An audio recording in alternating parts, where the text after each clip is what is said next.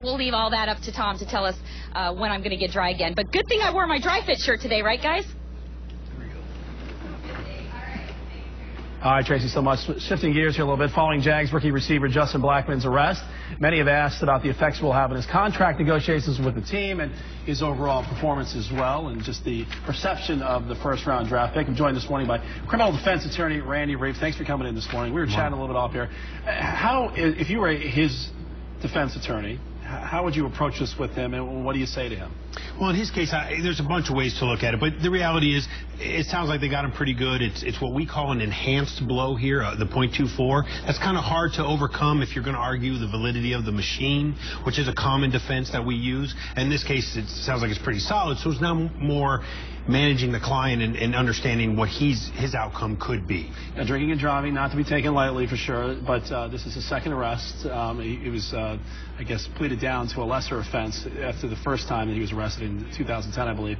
But now, where does he go from here? You kind of feel like he's kind of been put through the ringer of this. Well, I find this interesting. We get a lot of DUIs in my office. It's something it's probably a bigger part of our practice than most. It's very, unfortunately. It is unfortunate, and it is completely across the socioeconomic spectrum, from everywhere to everywhere it goes. And the reality of it is, there's a little bit of interesting hypocrisy when you talk about, someone asks me, what do you do? And I say, I do criminal defense, do DUI work. They go, oh, that's horrible. I hate DUI. I go, well, I hate DUI too, but I don't hate the man. I mean, and I find it ironic, we'll be at a cocktail party and they'll be drinking their second martini as they say that.